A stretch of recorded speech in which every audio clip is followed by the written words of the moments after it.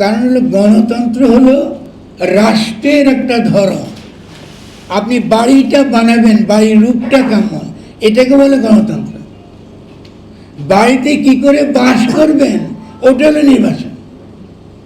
যে বাড়ির এখন কে প্রধান হবে, কে চালাবে, কে বাজেট করবে, কে খাওয়া কিনবে, কে বিতরণ করবে, ঠিক আছে, কে শাসন করবে, এই যে নিয়ম ঠিক করা, এটাকে বলে সরকার।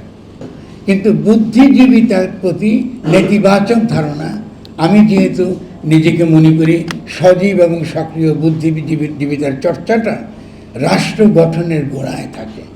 আমাদের ইচ্ছা, আকাঙ্ক্ষা, কামনা, বাসনাকে একটা অভিপ্রায় হিসেবে রূপ দেয় বুদ্ধি। এই যে আমরা জন আকাঙ্ক্ষা কথাটা ব্যবহার করেছি, দেখেছেন না, জন আকাঙ্ক্ষা। আমি কেন বাংলার কথা বলি, কারণ বাংলাতে চিন্তা করতে শিখলে আমরা কিন্তু শক্তিশালী রাষ্ট্র গঠন করতে পারবো। যদি আমরা বাংলা চিন্তা করতে না পারি, তাহলে কিন্তু শক্তিশালী রাষ্ট্র আমরা গঠন করতে পারবো না। পৃথিবীতে কোনো জাতি নিজের ভাষায় চিন্তা করতে যদি সে সক্ষম না হয়, সে কিন্তু শক্তিশালী কোনো রাষ্ট্র সে গঠন করতে পারে না। তার অজান্তে সে অনেক কিছু নিয়ে আসে বিদেশ থেকে, বাইরে থেকে, বা কলোনিয়াল যে ঐতিহ্য থেকে নিয়ে আসে, কিংবা সাম্রাজ্যবাদী প্রোপাগান্ডা থেকে নিয়ে আসে, যেটা আগামী দিনে আমাদের জন্য খুব বড় ধরনের প্রতিবন্ধকতা হয়ে দাঁড়ায়। যেমন আরেকটা উদাহরণ দিই, জেন একটা শব্দ ব্যবহার করে তরুণরা, মনে আছে না? আপনারা দেখেছেন যে এটা কিন্তু কর্পোরেট শব্দ। মানে বলা হয় যে আজকালকার তরুণরা তাদের এই নিজেদের দেশে শিক্ষা টিক্ষা দরকার নেই, তাদের ঐতিহ্য দরকার নেই, তাদের ধর্ম কিছু দরকার নেই। ওই বিল গেটস থেকে আরম্ভ করে বড় বড় কোম্পানিগুলো যেভাবে তাদেরকে টেকনোলজি শেখায়, এই কম্পিউটারের সামনে বসে ওরা ওদের কী চাওয়া পাওয়া এটা তারা বুঝে যায়, এবং ওটা তারা ক্লিয়ার বুঝে, এবং তারা রাস্তায় নামে তারা সমাজকে তারা বলতে দেয়। জেন কথাটা খেয়াল রাখেন। এই জেন কথাটা কিন্তু ইজিপ্টে, মনে আছে না আপনার, তাদের যে বিপ্লব, আরব স্প্রিং, এই সময় কিন্তু এটা ব্যবহার শুরু হয়েছে। ওটা কিন্তু একজনের সোকল ডিজিটাল বিপ্লব ছিল। আমাদের এখানে একটা ডিজিটাল বিপ্লব জেন মার্কা হয়েছিল, সেটা ছিল ওই যখন শাহবাগে আন্দোলনটা হয়েছে। ফলে শব্দ ব্যবহার এবং পাঠশালা থেকে আমি কী গ্রহণ করব এবং কী গ্রহণ করব না, এটা খুবই গুরুত্বপূর্ণ। ফলে তরুণদের আমি খুব কাতরভাবে বিনয়ের সঙ্গে বলবো যে একটু সতর্ক থাকতে হবে শব্দ ব্যবহারের ক্ষেত্রে।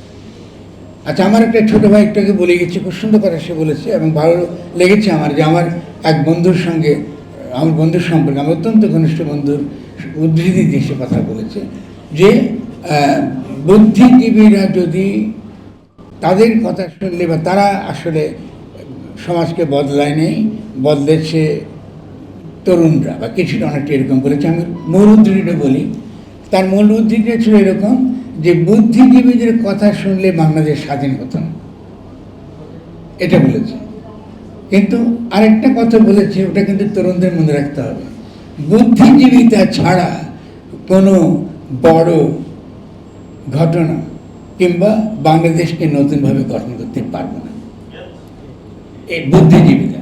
ওকে, 2 নম্বর সে আরেকটা কথা বলেছে। আমি কেন বলছি, তরুণ এবং আমি তো ভালোবাসি, সুন্দর করে বলেছে, ভালোবাসা থেকে বলছি। এটাও সত্যি কথা নয় যে বাংলাদেশের বুদ্ধিজীবীরা বাংলাদেশের গণ অভ্যুত্থান হচ্ছে এটা তারা জানতো না, ভুল কথা। 2023 সালে আমি এবং তুষার এখানে হাজির হয়েছি। 2023 সালে আমাদের একটা বই বেরিয়েছে, একসে বলতে পারে এটা আমাদের যৌথ প্রযোজনা। আমি লিখেছি, তুষার আমার সঙ্গে কথা বলেছে, আমাদের বন্ধুরা, আমার নিজেরা পড়াশোনার কথা বলেছি। আমাদের একটা বই ছিল, বইটির নাম ছিল গণ অভ্যুত্থান ও গঠন। 2023 সালের 5ই অগাস্টে এটা প্রকাশিত হয়েছে। ফলে বাংলাদেশের তরুণদের বিশাল একটা অংশ সেই বই দ্বারা প্রভাবিত হয়েছে, সেই বই তারা পড়েছে এবং অনেক দিক নির্দেশনা পেয়েছে, ঠিক আছে। ফলে বুদ্ধিজীবীরা দিক নির্দেশনা দিতে পারেন, এটা ঠিক নয়। 2023 সালের 5ই অগাস্ট বইটি বেরিয়েছে এবং 2014 সালে 5ই অগাস্ট গণ অভ্যুত্থান হয়েছে। ফলে বুদ্ধিজীবিতা ছাড়া তরুণরা যদি ভাবে যে তারা বড় কোনো কিছু করবে, এটা ভুল ধারণা। বাংলাদেশে আসলে গণ অভ্যুত্থানের জন্যে এই সমাজ বহুদিন ধরে তৈরি ছিল এবং এইটার নেতৃত্ব শ্রমিকরাও নিতে পারত, কৃষকরা হতে পারত। বারুদ কিন্তু জমা ছিল, বারুদটা কিন্তু জমা ছিল, ম্যাচের কাঠি জ্বালানোর লোক ছিল না। ফলে তরুণরা ম্যাচের কাঠিটা জ্বালিয়েছে, এই ব্যাপারে কোনো সন্দেহ নেই। কিন্তু ম্যাচের কাঠিটা জ্বালিয়ে যেহেতু তারা বুদ্ধিজীবিতাকে তারা খুব গুরুত্বপূর্ণ মনে করে নাই, তারা বুদ্ধিজীবিতার চিন্তাকে গুরুত্বপূর্ণ মনে করে নাই, সজীব এবং সক্রিয় চিন্তাকে গুরুত্বপূর্ণ মনে করেনি, ফলে তারা কিন্তু তাদের বিজয়ের ফসল তুলে দিয়েছে ওই চুপ্পুর হাতে। এটা কিন্তু বুঝতে হবে। তরুণরা কাজটা শুরু করেছে, জনগণ তাদের ডাকে সাড়া দিয়ে তারা তৈরি ছিল, তারা জীবন দিয়েছে, কিন্তু তরুণরা আজকে তাদেরকে জবাবদিহি করতে হবে যে এই গণ অভ্যুত্থানটা কেন আজকে চলে গেল, কেন আজকে চলে গেল এমন একটা শক্তির কাছে যারা জনগণ থেকে বিচ্ছিন্ন। আজকে আমরা এখানে কথা বলছি, আজকে তো তাদের উচিত ছিল এখানে কথা বলা, নাকি? যদি আমরা জনগণকে অংশগ্রহণ করাতে চাই, জনগণকে আগামী দিনের নতুন রাষ্ট্র গঠন করবার ক্ষেত্রে তাই যে তারা ভূমিকা রাখুক, তাহলে এটাকে বলে এই যে জন আকাঙ্ক্ষার ভিত্তিতে নতুনভাবে গঠন। ভাষাটা গুরুত্বপূর্ণ। কেন গুরুত্বপূর্ণ বুঝিয়ে বলি। আকাঙ্ক্ষা, বাসনা, কামনা শব্দটা আমরা ব্যবহার করি ইহলৌকিক চাহিদার জন্য। এটা ঠিক আছে, ইহলৌকিক চাহিদা, আমাদের ইহলৌকিক অনেক চাহিদা আছে, কামনা, বাসনা, আকাঙ্ক্ষা খুব ভালো। কিন্তু যেটা আমরা খেয়াল করতে হবে, শব্দটা কিন্তু অভিপ্রায়। অভিপ্রায় শব্দটা এসছে উইল থেকে, জনগণের সামষ্টিক অভিপ্রায়। এটা আইনি শব্দ এবং এটা রাজনৈতিক সাহিত্যে এই শব্দটা ব্যবহার হয়। বাংলায় আমরা এটাই অনুবাদ করি, কম বেশি বাংলাতে শব্দটা পরিচিত হয়েছে। আমাদের সংবিধানের মধ্যে এই শব্দটাই আছে, জনগণের অভিপ্রায়ের পরম অভিব্যক্তি, এটা আমাদের সংবিধানে আছে। ফলে এই শব্দটা, এই যে শব্দ বন্ধ, এটা অত্যন্ত গভীর। তার মানে জনগণের অভিপ্রায়ের পরম অভিব্যক্তি, এটাকেই গণতন্ত্র বলে, এটাকে কিন্তু গণতন্ত্র বলে। আমরা সমাজে দেখেন, যেহেতু চিন্তার কথাটা বলেছি, সজীব এবং সক্রিয় চিন্তা আমরা করি না, যেহেতু আমরা করি না, ফলে এই যে কথাটা জনগণের অভিপ্রায়ের পরম অভিব্যক্তি, এবং সেটা যখন জীবন্ত হাজির হয় গণ অভ্যুত্থানের মধ্য দিয়ে, এটাই কিন্তু রাষ্ট্র, এটাই কিন্তু জনগণ, এটাই কিন্তু জনগণের অভিপ্রায় বাস্তবে বর্তমান হওয়া।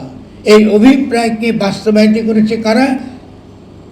সাঈদ কি মুগ্ধ কি যাদের কথা বলেছে, প্রায় 1000 মানুষ জানা অজানা শহীদ জীবন দিয়েছেন, অনেকে পঙ্গু হয়ে কাতরাচ্ছেন, অনেকে এখনো পর্যন্ত চিকিৎসা পাচ্ছেন না, অনেকে হয়তো আমরা চিনিও না।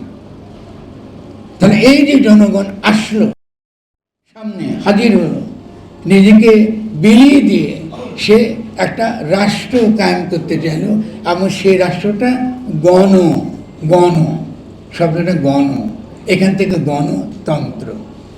ঠিক আছে, এটা খুব গুরুত্বপূর্ণ বুঝতে পারা যে আমাদের সমাজে এখনো পর্যন্ত গণতন্ত্র বলতে আমরা নির্বাচন করি, বুঝি কিনা বলেন?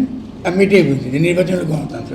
নির্বাচনের সঙ্গে গণতন্ত্রের কোনো সম্পর্ক নেই, কোনো সম্পর্ক নেই।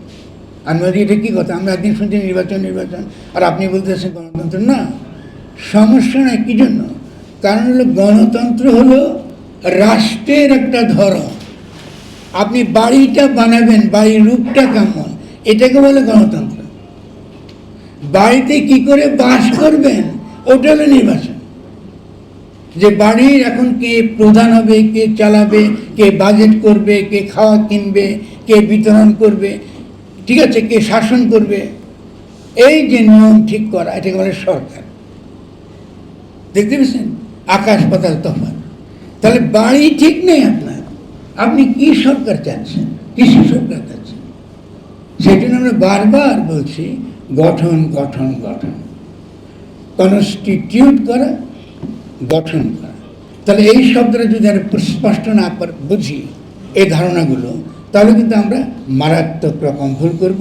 ঠিক তরুণরা এই গণ অভ্যুত্থানে অভূতপূর্ব নেতৃত্ব দিয়েছে। আমি তাদেরকে প্রশংসা করেছি, আপনারা দেখেছেন, বিভিন্ন সময় প্রশংসা করেছে। কিন্তু যেহেতু এই যে তত্ত্বগত দিক, এই জানার দিকটার মধ্যে মারাত্মক রকম অভাব আছে, এই অভাবটা আজকে আমাদের একটা খুব বড় ধরনের বিপদের মধ্যে ঢুকে দিয়েছে। ঠিক আছে, ফলে আমি বলবো যে তরুণদেরকে আমাদেরকে অবশ্যই ভালোবাসতে হবে, তারাই কিন্তু আগামী দিনের দেশের নেতা নেতৃত্ব। কিন্তু বুদ্ধিজীবিতার প্রতি নেতিবাচক ধারণা, আমি যেহেতু নিজেকে মনে করি সজীব এবং সক্রিয় বুদ্ধিজীবিতার চর্চাটা রাষ্ট্র গঠনের গোড়ায় থাকে। আমাদের ইচ্ছা আকাঙ্ক্ষা কামনা বাসনাকে একটা অভিপ্রায় হিসেবে রূপ দেয় বুদ্ধি, আমাদের প্রজ্ঞা এটা রূপ দেয়। এটা যদি আমরা চর্চা না করি, সমাজে না থাকে, সে রাষ্ট্রে আপনি হাজার হাতুড়ি পিটিয়েও আপনি কি করবেন, আপনি গণতন্ত্র আনতে পারবেন।